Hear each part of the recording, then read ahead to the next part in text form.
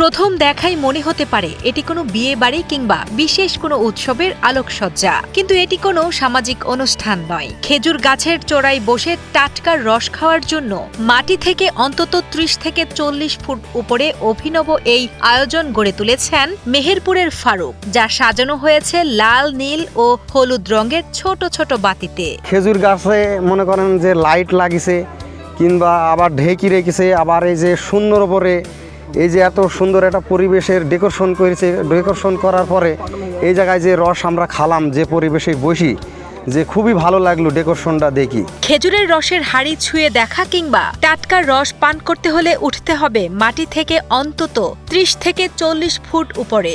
বাঁশ ও কাঠের তৈরি সরু সিঁড়ি বেয়ে দোতলা ঝুলন্ত মাচাই। এখানেই এক গাছ থেকে অন্য গাছে যাওয়ার জন্য শূন্যের উপর তৈরি করা হয়েছে একটি সাঁকো।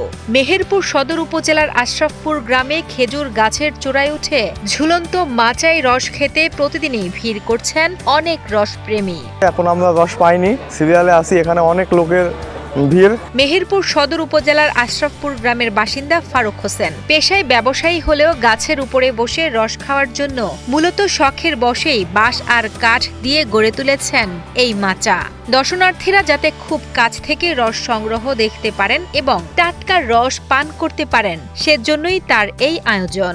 ধুলোবালি ও জীবাণু থেকে বাঁচতে হাঁড়িগুলো রাখা হয় পরম যত্নে ঢাকা।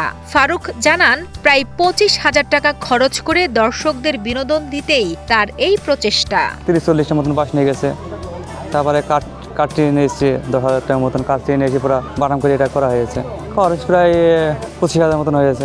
ব্যতিক্রমী এই আয়োজন ঘিরে এখন আশরাফপুর গ্রামে উৎসবের আমেজ। গাছ থেকে নামানো টাটকার রস খেতে এবং এই ঝুলন্ত রেস্তোরাঁ দেখতে প্রতিদিন দূর দূরান্ত থেকে ছুটে আসছেন অনেকে। বর্তমানে ৪টি হাঁড়ি থেকে দৈনিক প্রায় ২৫০ গ্লাস রস বিক্রি হচ্ছে এখানে। শীতের রাতে কুয়াশা ভেদ করে আকাশ ছোঁয়া মাচায় বসে খেজুরের রস খাওয়ার রোমাঞ্চকর অভিজ্ঞতা উপভোগ করছেন দর্শনার্থীরা। তবে নিপা ভাইরাসের ব্যাপারে তিনি কোনো ব্যবস্থা গ্রহণ করেছেন কিনা তা জানা যায়নি। ৩ জন চলে আসলাম একই বাইকে, ৩ বন্ধু মিলে। তো এসে দেখি এই জায়গাটা হচ্ছে শূন্যের উপরে মাছা দিয়ে বাঁশ দিয়ে আয়োজন করা। তো ভয়ে ভয়ে উঠলাম, উঠে দেখি অসাধারণ দৃশ্য। রসটা অনেক মিষ্টি। তো আপনার হচ্ছে মেহেরপুরে এই প্রথম আপনার হচ্ছে যে গাছের উপরে এত উপরে আপনার হচ্ছে এমন সিস্টেম করে আপনার হচ্ছে রস খাওয়ার জন্য আবার হচ্ছে ঘর করেছে, অনেক সিস্টেম, ভালো সিস্টেম।